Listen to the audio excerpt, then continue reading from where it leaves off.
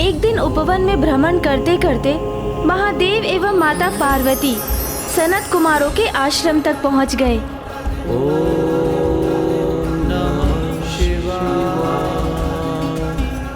ओम नमः शिवाय।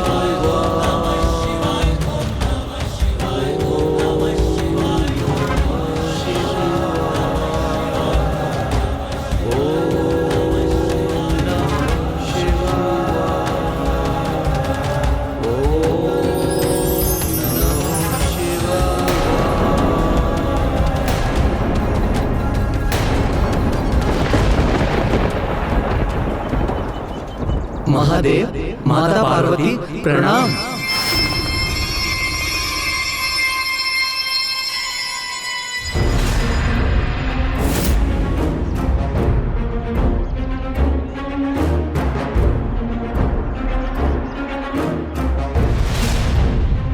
ये क्या सनत कुमार, मैं तुम्हारे समक्ष खड़ा हूँ और तुमने मेरा अभिवादन भी नहीं किया। महादेव, क्या चाहते हैं आप? कौन आपको प्रणाम करे? मेरा शरीर अथवा मेरी आत्मा? मेरा ये शरीर तो मिथ्या है, नश्वर है। इसका एक ना एक दिवस तो अंत होना अनिवार्य है, इसलिए इसका कोई महत्व नहीं। जो सत्य है वो मेरी आत्मा है, और यदि आप मेरी आत्मा का अभिवादन चाहते हैं तो मेरी आत्मा में उसी का अंश है जो आप स्वयं हैं। अर्थात हम एक ही तत्व हैं। तो फिर कौन बड़ा और कौन छोटा? तो मैं उठकर आपको क्यों प्रणाम करूं?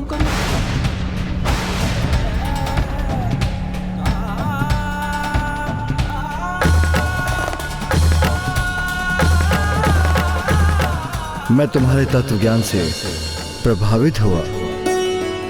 मेरी इच्छा है कि तुम मेरे पुत्र के रूप में जन्म लो।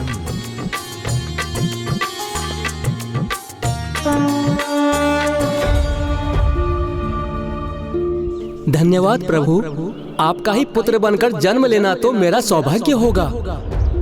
अर्थात केवल आपका पुत्रनाथ?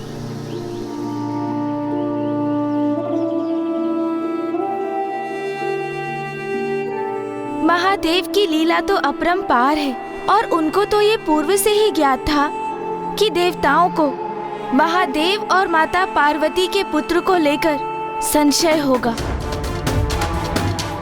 और ये भी ज्ञात था उन्हें कि देवता मात्र उनके अंश से उत्पन्न पुत्र का अनुरोध करेंगे। इसीलिए महादेव ने पूर्व से ही सनत कुमार को उनके पुत्र के रूप में जन्म लेने का वरदान दे दिया था। और इस प्रकार महादेव ने अपने दोनों वरदानों की मर्यादा रखी। एक जो उन्होंने सनत कुमार को दिया था, और दूसरा जो उन्होंने देवताओं को प्रदान किया था। किंतु उन्होंने माता पार्वती को भी वरदान दिया था, तो फिर उसका क्या हुआ ब्राह्मण देवता?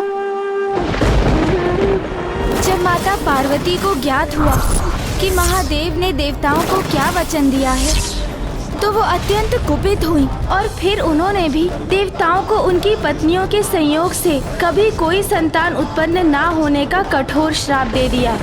वही वरदान जो देवताओं ने महादेव से मांगा था। तो क्या माता के इस श्राप के कारण देवताओं की कभी कोई संतान नहीं हुई?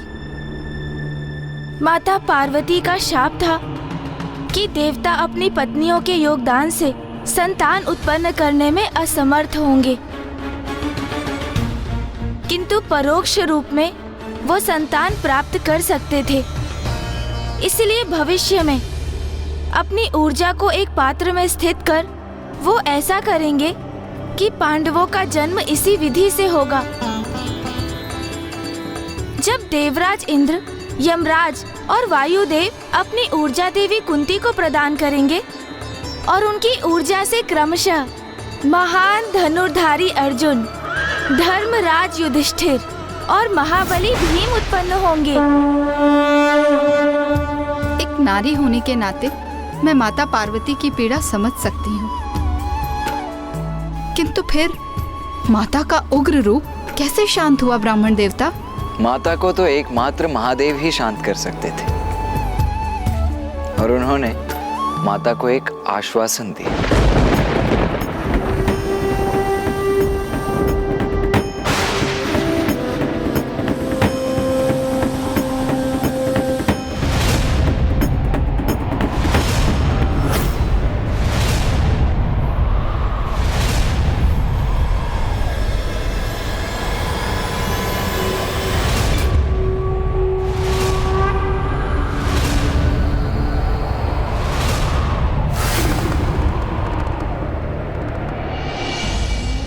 स्वामी, एक नारी के लिए इससे बड़े दुर्भाग्य की बात और क्या हो सकती है भला? उनका वरदान मेरे लिए श्राप के समान है। मुझसे मेरे मातृत्व का सुख छीन लिया उन सभी। उमा, हम जगत पिता और जगत माता हैं और देवता भी तो हमारी ही संतानें हैं। उनकी रक्षा भी हमारा ही दायित्व है, जो तभी संभव होगा जब हमारा ये पुत्र मेरे ही अंश से उत्पन्न हो।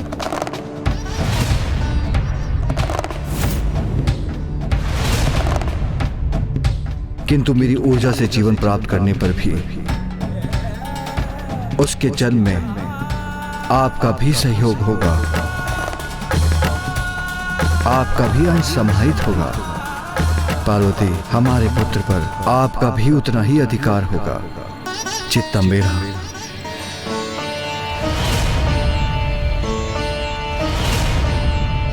स्वामी, क्या ये संभव है? किंतु कैसे?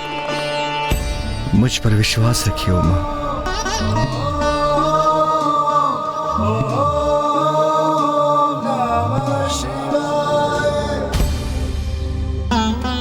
और फिर कुमार कार्तिकेय के जन्म का समय निकट आ गया।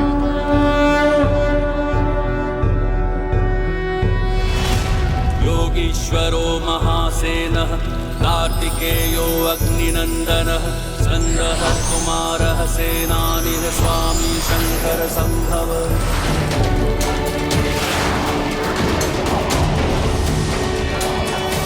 महादेव की उस ऊर्जा शक्ति को संभालने का प्रयास सर्वप्रथम भूदेवी ने किया, तत्पश्चात वायुदेव और फिर अग्निदेव। किंतु सभी देव अपनी असीम शक्ति लगाने के पश्चात भी उस ऊर्जा को संभालने में अक्षम रहे। महादेव की ऊर्जा को संभाल पाना तो माता गंगा के लिए भी असंभव प्रतीत हो रहा है।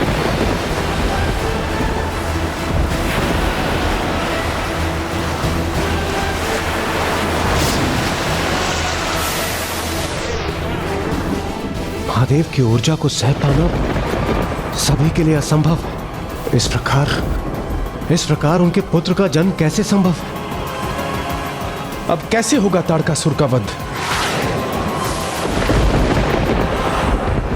मेरी ऊर्जा अब उचित गंतव्य पर पहुंची है। सरकंडू भी उसे संभाल पाने में सक्षम है।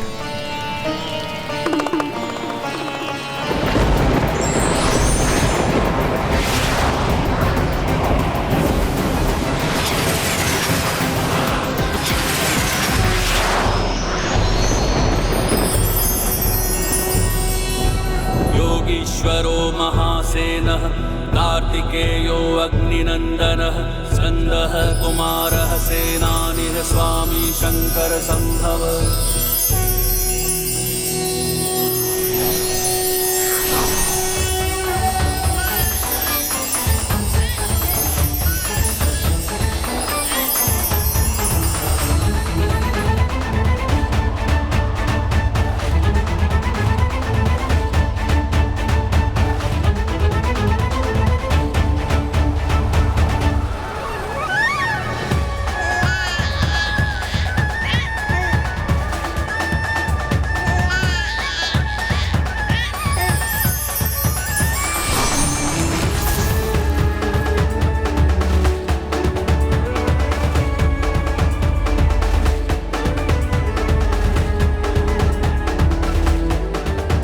कौन है ये दिव्य सुंदर शिशु जो अपने सुंदर नेत्रों से हमें देख रहा है?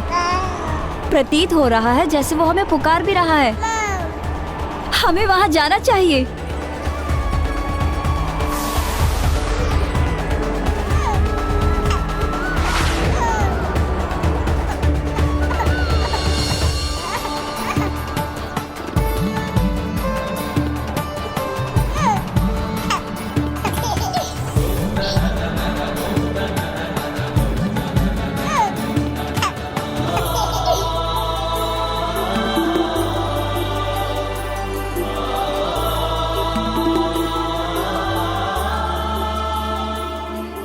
ये दिव्य शिशु तो महादेव पुत्र है। जब सारे देवताएं महादेव का ऊर्जा संभालने का प्रयास कर रहे थे तो मेरी दृष्टि उन पर गई थी और ये सुंदर शिशु महादेव की ऊर्जा से उत्पन्न हुआ है।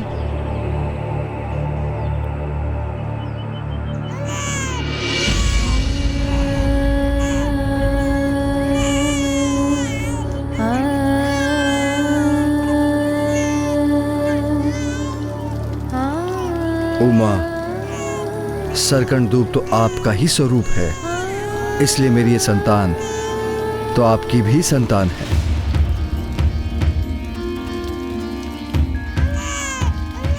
मेरा पुत्र भूखा होगा, मुझे उसे आहार देकर उसका पोषण करना चाहिए। इसे तो भूख लगी है इसलिए रुदन कर रहा है।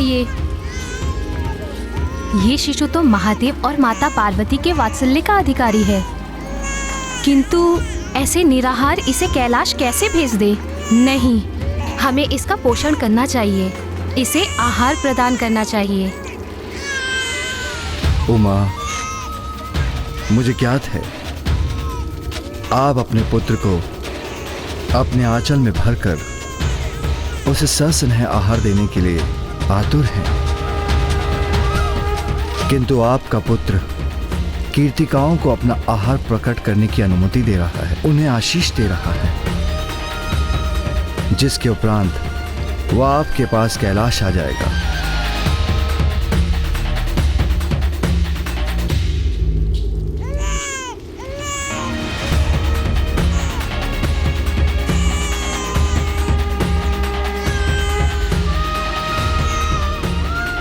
उमा, आप जिसे एक नवजात शिशु के रूप में देख रहे हैं वो महायोद्धा बनकर कैलाश पहुंचेगा। उमा, आप शीघ्र ही कैलाश में आगमन होगा, तो क्या आप उसके लिए समुचित व्यवस्था नहीं करेंगी? आप सर्वथा उचित कह रहे हैं नाथ। मेरा पुत्र कैलाश आने वाला है, मुझे जाकर उसके लिए आवश्यक व्यवस्था करनी चाहिए।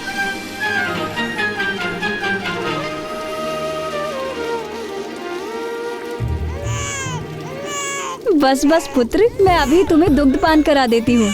अरे अरे अरे, अब क्या तुम ही इस बालक पर अपना सारा स्नेह न्योछावर करोगी?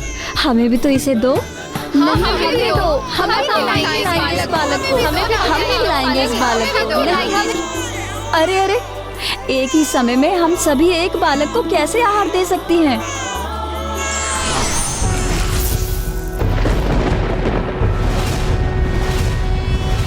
योगीश्वरो महासेनः कार्तिकेयो अग्निनंदनः स्कंदः कुमारः सेनानिः स्वामी शंकर संभव। महादेव पुत्र, इस शिशु ने 6 शीश धारण कर लिया हमारे लिए। हम कृतार्थ हुए। अब हम सब इसे आहार प्रदान कर सकते हैं क्योंकि ये शरणानंद है।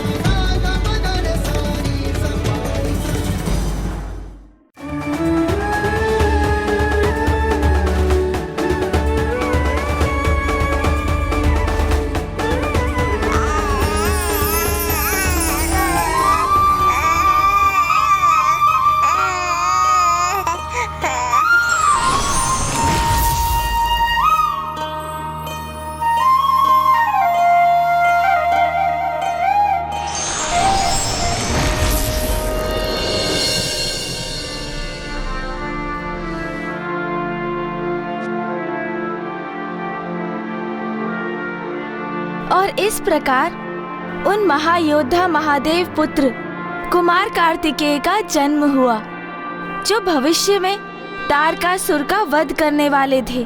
तो अब तो देवता चिंता मुक्त होकर आनंदित हो गए होंगे।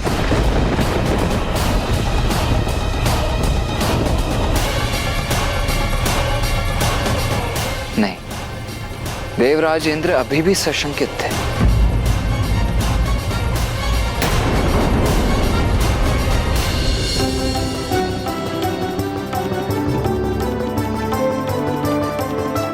अपने शिशु रूप में भी कितने दिव्य और तेजस्वी हैं महादेव पुत्र।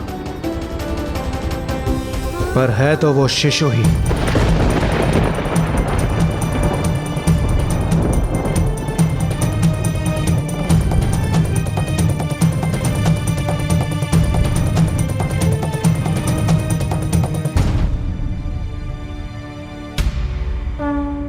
मैं समझने में असमर्थ हूं। ये शिशु तारकासुर से युद्ध कैसे कर सकता है? इंद्रदेव सर्वथा उचित कह रहे हैं। उस महाकाय महाबली असुर तारकासुर से युद्ध करने के लिए महादेव पुत्र अभी कहां सामर्थ्य होंगे? तो क्या हमें अभी और प्रतीक्षा करनी होगी, इनकी आयु की वृद्धि की, इनकी शिक्षा प्राप्ति की? ये अनंत प्रतीक्षा तो अब असहनीय होती जा रही है।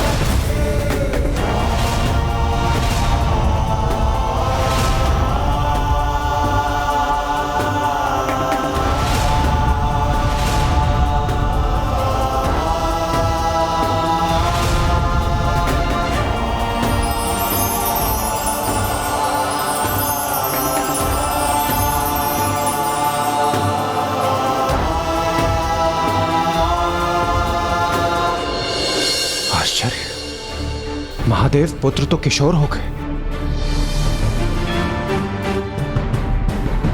किंतु ये तो मुझे अभी भी सुकुमार ही प्रतीत हो रहे हैं।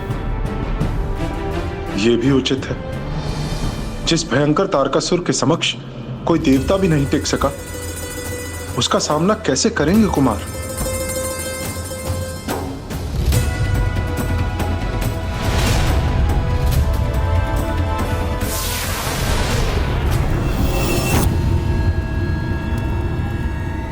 क्यों नहीं समझ रहे महाराज? जिनका जन्म हुआ है उनके समक्ष आप कदापि नहीं टिक सकेंगे। नियति निर्धारित है। अब तो आप इस सत्य को स्वीकार कीजिए महाराज।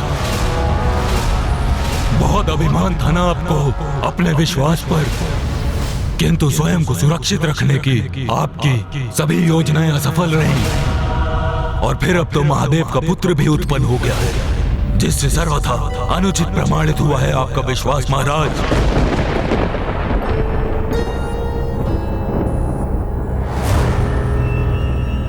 और वो महादेव पुत्र ही आपका काल बनेगा, और वो महादेव पुत्र ही आपका काल बनेगा।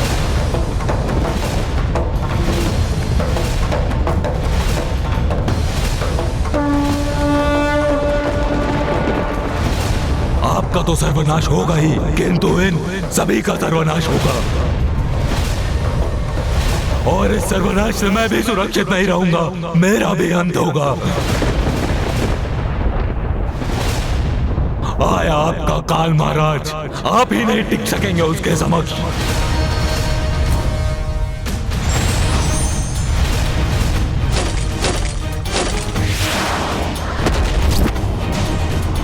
काल हूं तुम्हारा, शीघ्र जन्म लेकर तुम्हारा वध करूंगा मैं।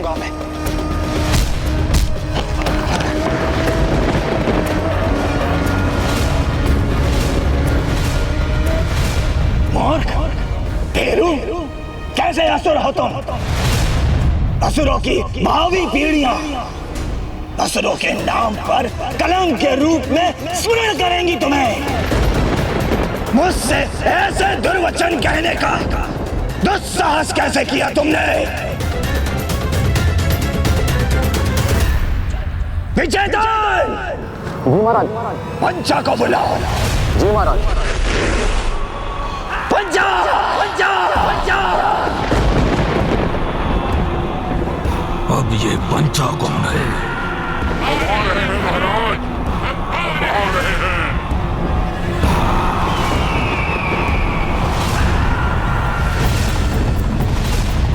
एक और कार्तिकेय तारकासुर का संहार करने के लिए जन्म ले चुके थे, तो वहीं दूसरी ओर तारकासुर ने भी कार्तिकेय को क्षति पहुंचाने की मंशा से अपने असुर पंचा का आवाहन किया।